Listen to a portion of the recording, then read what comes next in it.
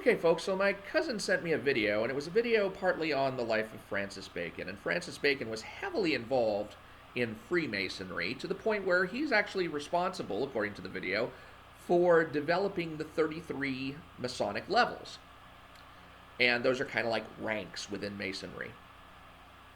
And where did he get 33 from? Because previously they had 9 and now they've got 33. Where did he come up with 33? Well, it turns out he did kind of a simple letter to number substitution with the letters of his name. If you take A equals 1, B equals 2, C equals 3, and go all the way forward through the alphabet, then you come up with the value of Bacon being 33 because it's B equals 2, A equals 1, C equals 3, O equals 14, and N equals 13. Wait a minute. Did you catch what I caught? Because if you look at our alphabet, N and O are not 13 and 14. N and O are 14 and 15. I mean, Bacon should have added his name up together and gotten 35, right? So I'm looking at this and I'm like really squinting hard to kind of see how it was that the people who made this video didn't see the obvious mistake that there's no way Bacon could have added up the numbers in his last name, in the letters of his last name, to add up to 33. It would have given him 35. I mean, come on. You know, what other bridges were you guys sold? But then I realized I was making an assumption. I was making an assumption I really shouldn't make. And the assumption I was making is that the English alphabet always had all the letters that it has now in the order that it has them. Is that true? Well, Francis Bacon lived in the 16th century. So in order to know what alphabet he was working with, you have to find a 16th century English alphabet. Well, guess what didn't exist in the 16th century? The letter J. The letter J is the last letter that was added to the English alphabet, and it was added officially in the early 1600s. But in the 16th century, meaning the 1500s, that letter was not widely used. So when Francis Bacon was doing his counting at that time, he was absolutely right that N was in the 13th position and O was in the 14th position. Who was right? Well, he was right. I was wrong because I was trying to judge his math and his numbering by the standard of my day instead of the standard of his day. And this standard of judgment is something that gets applied really wrongly in other areas as well. We know that an atom consists of a proton, some number of protons, some number of neutrons, and electrons that, for simplicity's sake, revolve around the nucleus of the atom. So that's what we know. But we know that now. Back then, they had this thing at some point called the plum pudding model of the atomic nucleus. And the plum pudding model was the idea that the nucleus of the atom was like this plum pudding, and that the electrons were embedded in the nucleus of the atom as if they were, raisins in a plum pudding.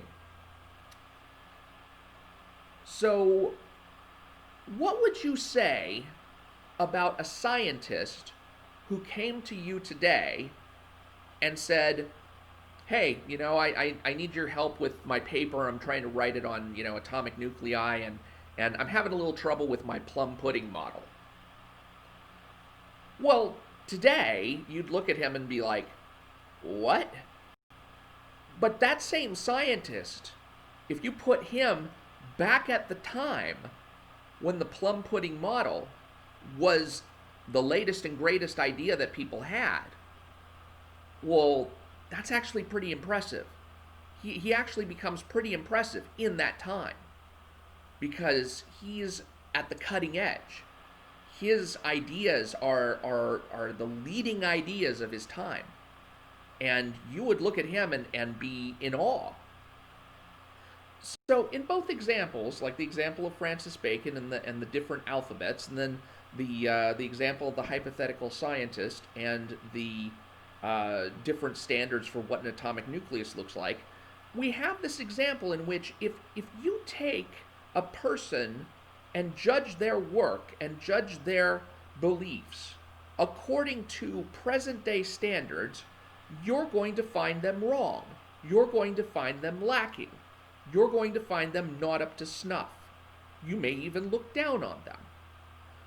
But if you realize the standards and knowledge and beliefs that they were working on at the time, that were accepted by everybody in their time, then you understand that these may have been, for their time, exceptional people. People to be lauded, people to be celebrated, people to be maybe memorialized, people to maybe have statues built of them, because they were the paragons of their time, even if, by today's standards, we would think them lacking. And I think by now you should kind of see where I'm going with this. One of the things that has arisen in the United States is this contempt by the left, by the young especially, for the historical figures of the past. An expectation that these historical figures should have lived up to our standards today. But the only fair standard to judge a person by is the standard in which that person existed, in which that person grew up, in which that person learned how to be a human being. That standard back then was not the same as the standard we have today. And if you judge the past, the people of the past, by the standards of the present, well, they're all going to be wanting. But if you judge them by the standards that they themselves held, well, then they'll be in the situation that we find, most of us in today. You look around today and you see that, we have a standard, and some people are above the standard, some people are on the standard, some people are below the standard. You judge people of the past by the past standard, and you'll find the same distribution. You'll find people who were exceptional, people who were average, and people who were, should have done better. But if you judge the people of the past by the standards of the present, you're going to find everybody wrong. Is that reasonable? No.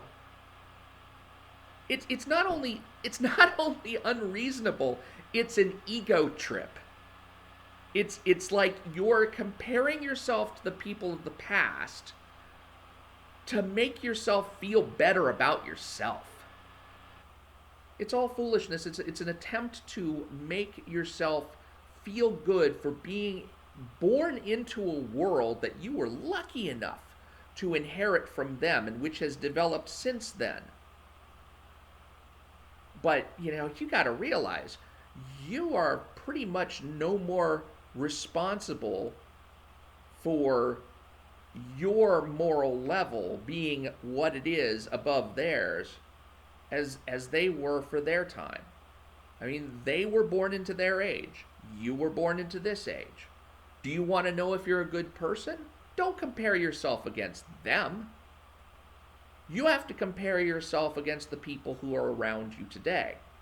You have to compare yourself against other people in this day and age. But don't go looking down your nose at the people of the past as if you're somehow better than them, that you merited being better than them, as if anything of the wisdom you have now is not something that you acquired through the osmosis of the age. And realize that if you had been born into that day and age, you would have been just like them. And we can only hope that you would have been one of the best of them and not one of the worst of them. So you know, before you pull the statue from its high horse, maybe you need to get off yours. I'm Mike Bartica. If you like this video, please do subscribe, and I will talk to you later.